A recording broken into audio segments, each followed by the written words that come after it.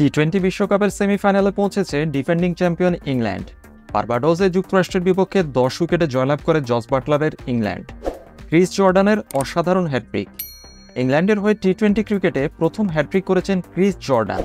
মাত্র 5 বলের মধ্যে মোট 4টি উইকেট নিয়ে যুক্তরাষ্ট্রের ব্যাটিং লাইনআপকে একাই ধ্বংস করেন ক্রিস জর্ডান। সেটি মূলত ম্যাচের গতিপথ ঠিক করে দেয়। যুক্তরাষ্ট্র 18.5 ওভারে মাত্র 115 রানে অল আউট হয়, যেখানে ক্রিস জর্ডান 10 রানের খরচায় 4 উইকেট নেন এবং আদিল রশিদ 13 রান দিয়ে 2 উইকেট নেন। ছোট টার্গেটে ইংল্যান্ডের জবাব ছিল নির্মম।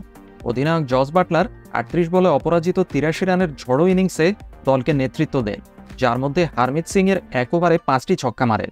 বাটলারের ইনিংস ইংল্যান্ডকে মাত্র 9.4 ওভারে লক্ষ্য পূরণে সাহায্য করে, যার ফলে অসাধারণ নেট রান রেটে প্রথম দল হিসেবে সেমিফাইনাল স্থানও নিশ্চিত করেছে England.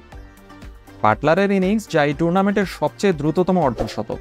Phil Salt non striker প্রান্তে 25 রানে অপরাজিত থেকে সহায়তা করে।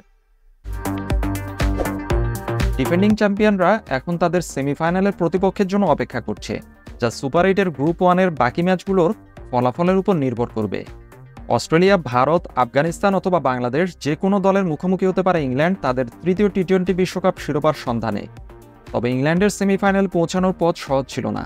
অস্ট্রেলিয়ার বিপক্ষে কষ্টদায়ক পরাজয়ের পর তাদের শিরোপা ধরে রাখার অভিযান বিপদে পড়ে গিয়েছিল। তবে ওমান, নামিবিয়া এবং যুক্তরাষ্ট্রের বিরুদ্ধে একের পর এক জয়ের মাধ্যমে তারা পুনরায় উদ্দীপ্ত হয়। দুর্দান্তভাবে ফিরে এসেছে এবারের টুর্নামেন্টের মূল পর্বে। যদিও শীর্ষস্থানীয় দলগুলির বিপক্ষে তাদের রেকর্ড ঠিক স্বস্তিদায়ক নয়। অস্ট্রেলিয়ার পর দক্ষিণ আফ্রিকার কাছেও হেরেছিল তারা।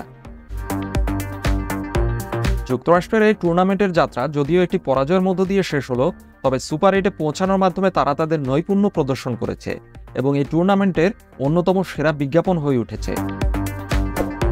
এই বিজয় শুধুমাত্র ইংল্যান্ডের সেমিফাইনাল স্থান নিশ্চিত করেনি, বরং তাদের আত্মবিশ্বাসও বাড়িয়েছে, কারণ তারা ক্যারিবিয়ানে তাদের শিরোপা জয়ের লক্ষ্যে এখন আরও শক্তিশালীভাবে ফিরে এসেছে।